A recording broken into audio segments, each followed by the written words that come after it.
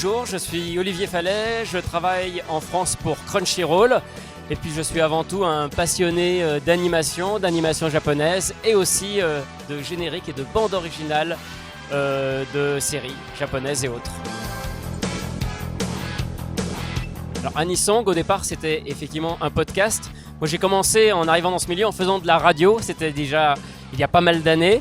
Et j'avais envie de retrouver un petit peu le plaisir de parler dans un micro sans partir quelque chose de lourd à faire avec de la vidéo. J'aime bien le travail de la voix, j'adore les BO. J'ai beaucoup aussi de CD de bande originale que je collectionne depuis très longtemps.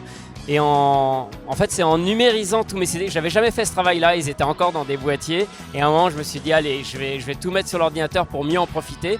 Et là, je me suis rendu compte en fait que il y avait même des choses que j'avais jamais remarqué, que certains chanteurs avaient chanté, on les connaissait pour un générique très connu et ils avaient chanté des fois, oh tiens mais ils ont participé à cette série.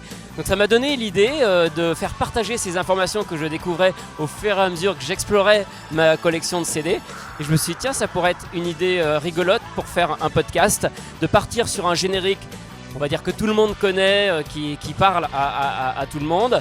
De découvrir un petit peu derrière l'artiste parce qu'on sait souvent pas grand chose. Évidemment on connaît tous Hironobu Kageyama, enfin quelques grands interprètes d'Anisong, mais il y en a plein d'autres dont le nom est pas forcément très connu ou on ne sait pas ce qu'ils ont fait derrière. Donc mettre en lumière les interprètes et finir sur un côté plus anecdotique en disant saviez-vous qu'ils avaient aussi chanté un générique pour cette série. Voilà, mon concept était né et j'ai vu que je pouvais tenir quelques émissions comme ça et j'en ai déjà enregistré 90.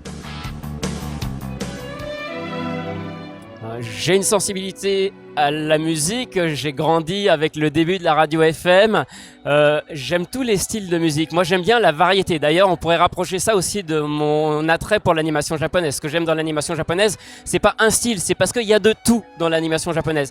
Et je crois que je pourrais dire la même chose sur la musique. La musique, il y a tous les genres et j'aime bien écouter quelque chose de très différent. Aussi bien de la simple variété, des fois il y a des très beaux titres, des belles mélodies, que des choses plus pointues, je sais pas, un morceau de jazz ou de rock.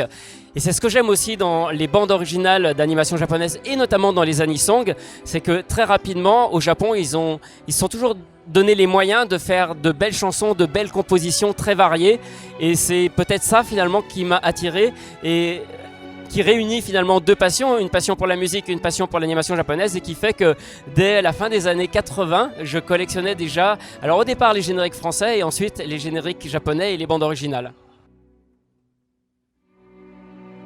C'est horrible de me demander de faire des choix pareils.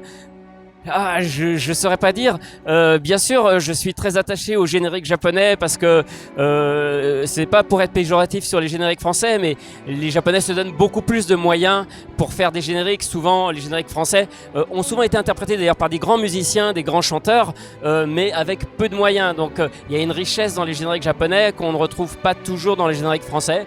Quoique, il y en a aussi des cultes, Cobra, Nicky Larson, enfin voilà, il y a des choses quand même qui sont tout aussi riches. Mais opening ou ending, ouais, plutôt opening quand même, parce que ça a la pêche, ça commence un animé. Et BGM ou générique, quel dilemme. Alors j'adorais les BGM des séries des années 80, 70 jusqu'aux années 90. J'étais un fan de Yoko Kanno, quoi. Ce sont des bandes originales absolument fabuleuses. Malheureusement, je ne retrouve plus ça dans les compositions d'aujourd'hui. Là aussi, je pense que c'est une question de moyens. Aujourd'hui, la musique n'a plus les moyens qu'elle avait avant. On n'utilise plus de vrais orchestres. On demande des musiques moins recherchées. C'est un petit peu dommage. Donc peut-être qu'aujourd'hui, les génériques sont plus travaillés. Mais en tout cas, il y a eu des belles bandes originales qui, moi, Orange Road, Sanseiya, et même des musiques comme Ulysse 31 ou Les Mystérieux Isidore font partie pour moi des choses vraiment... Enfin, je veux dire, la musique fait partie du dessin animé. On ne peut pas regarder le dessin animé sans ces musiques. Une bonne musique peut apporter le succès d'un animé. Je crois que le plus bel exemple, c'est Sanseiya. Non pas que Sanseiya ne serait pas Sanseiya sans les musiques, mais encore une fois, on ne peut pas dissocier les compositions de Seiji Yokoyama des dessins de Shingo Araki, de l'histoire de Masami Kurumada. C'est un tout, et la musique, je pense, elle fait partie, elle est pour un tiers dans le succès de cette série.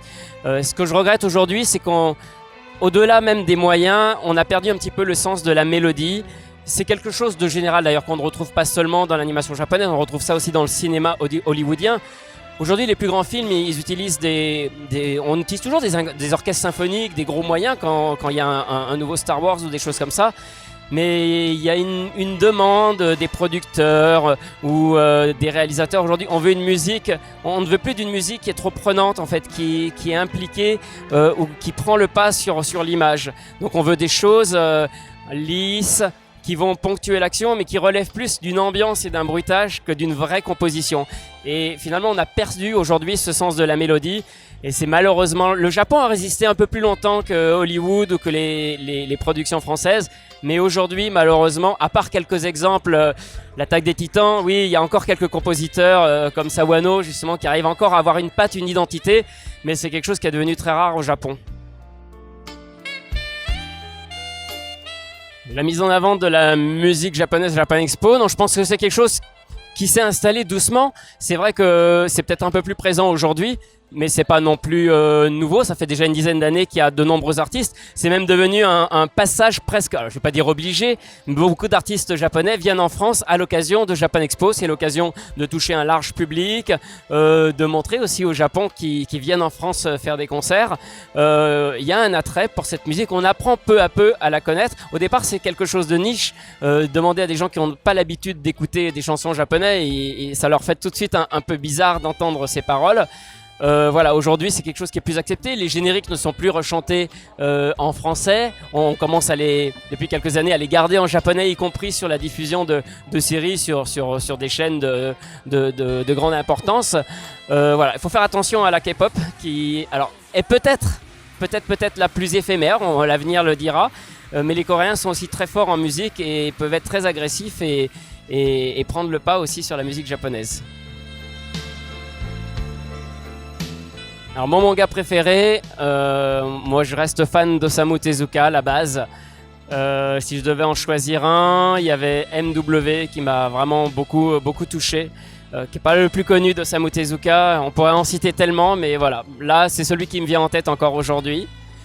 Mon animé préféré, c'est toujours une question très difficile.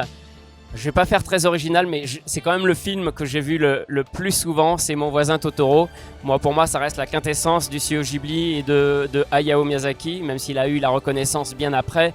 J'ai eu la chance de découvrir ces films peu de temps après leur sortie au Japon et un petit peu tous d'un coup sur cette première génération, quand ils ont commencé à arriver en France dans des festivals et ça reste quand même des souvenirs très importants, même musicalement d'ailleurs. Joe Hisaishi, il n'avait pas les moyens de faire, il n'avait pas de grand orchestre encore quand il a fait Mon voisin Totoro, Le château dans le ciel, mais ses musiques tous les thèmes sont fabuleux, les mélodies sont fabuleuses et je connais par cœur cet album et je peux encore le chanter et le fredonner.